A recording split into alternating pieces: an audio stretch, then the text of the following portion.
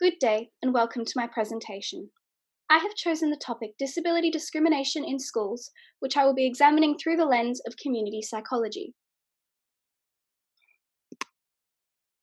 Before I begin, I would also like to mention that I will not be using person-first language, as members of the disabled community, including myself, prefer to use identity-first language, as using person-first language separates disabled people from their experiences and community.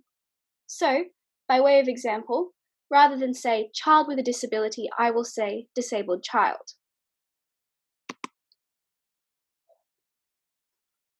According to the APS, community psychologists have specific training and experience in understanding and supporting the needs of people in their communities.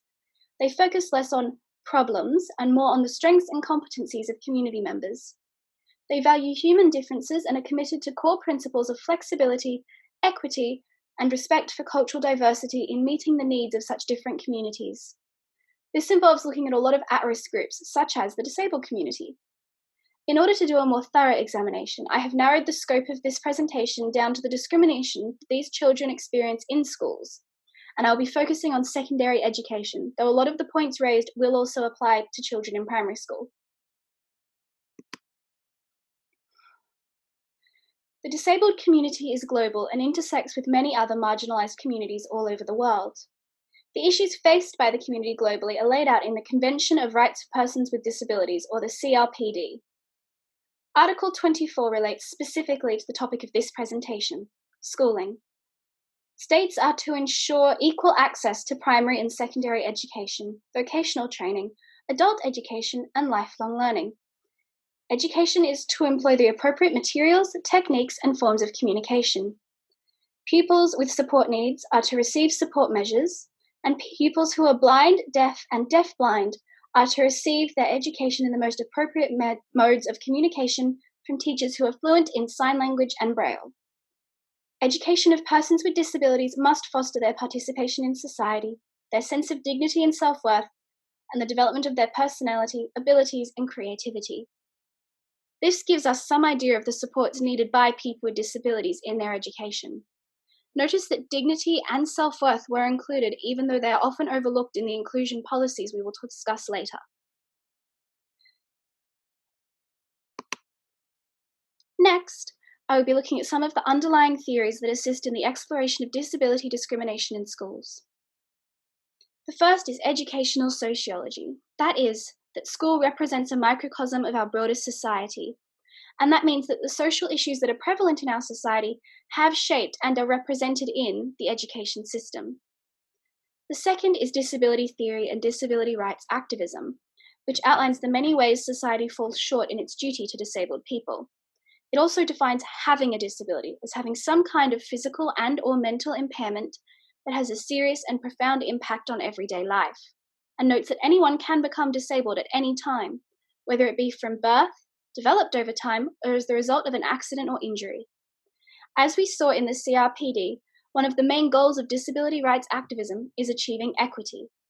Equity is not giving everyone the same thing, but rather giving everyone the bespoke tools that they need to reach their goal. We've established that schools do not exist as an island. They are influenced by and respond to the broader social landscape that exists around them. And in the case of disability, it needs to be acknowledged that there are a lot of areas in which society as a whole falls short. This is mostly in the way that the autonomy of disabled people is denied. For example, by the failure to acknowledge the particular needs of disabled people, like episodic conditions where the supports the person needs may change day to day, but also in the spreading of misinformation about disabilities, such as that invisible conditions, such as Ehlers-Danlos syndrome and fibromyalgia, do not exist. They do. Schools try to be inclusive in the forms of special education classes, giving disabled students an assistant, or by making allowances for disabled students, such as waiving attendance policies or offering alternatives to labour-intensive activities. The ideal outcome is to allow disabled people to have a say in what support systems they need and to give them the autonomy and opportunity that their able-bodied peers have. This is a particularly tricky area to navigate when it comes to schools and children, as people in school under the age of 18 have a reduced degree of autonomy already. Schools attempt to remedy this with inclusion policies. However, many of these policies only make allowances for certain disabilities, such as being a wheelchair user or deafness, and involve a blanket approach rather than a flexible one.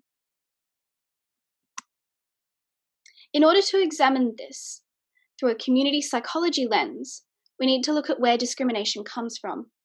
Most discrimination is born of ignorance and intolerance, and in order to facilitate a better world for disabled children, there need to be better education and a policy of acceptance. In the case of schools, this also conveniently ties to educational psychology and research psychology. One area where there has been extensive research into this has been in the subject known as PDHPE, or Personal Development, Health and Physical Education. I have chosen to use this subject as an example because there is the most research available on it, but many of the points made can be generalized to other classes and other areas of the school curriculum. PDHPE classes are where students are supposed to be taught about the human mind and body. Ideally, these classes should inspire an enjoyment of physical activity. For disabled people, this class has been described as a, quote, living hell, unquote. Disabled people often feel ostracized and excluded in PDHPE classes, as the focus is always on healthy bodies, and a lot of what is taught simply cannot be applied to them. This is a far cry from the CRPD's dignity and self-worth, and is also a prime example of the failure of schools to provide education for and about disabled people. This means that something needs to change. I would suggest the following. Classes, especially those focused on health and human bodies, should talk about disability respectfully and should set an example for others. There should be allowances for people with mobility issues in sports and other physical activities. There should be comprehensive sex and puberty education that acknowledges and discusses disabled bodies in a respectful, humanizing way. Health education that doesn't place blame on people for becoming disabled, especially with regards to the teaching of so-called lifestyle diseases such as type 2 diabetes. Education in and acknowledgement of episodic and fluctuating conditions such as people who use mobility devices like wheelchairs only part-time. This brings us to my final point, areas in need of further research. The first is that there is need for greater research on the effects of invisible disabilities in the education field, such as intellectual disabilities or illnesses with no visible symptoms like Graves' disease, Takayasu's arteritis, fibromyalgia, and many others. As most of the research I was able to find focused primarily on paraplegia and visible conditions. There is also room for examining the best ways for individual subjects to handle disability in the classroom, such as examining literature written by disabled writers in English class, discussing disability in science class, and I'm sure there's even ways for it to be done in mathematics. The most important takeaway from this presentation, which could always do with more research, is that disabled students cannot be treated the same as one another, as everyone has individual needs for their education. Many research papers have recommended bespoke management plans made with the disabled students rather than for them, but there is little research outlining how to create them and even fewer evaluating their success in the field. So this is an area that warrants further investigation. Thank you for listening to my presentation. My references are the following.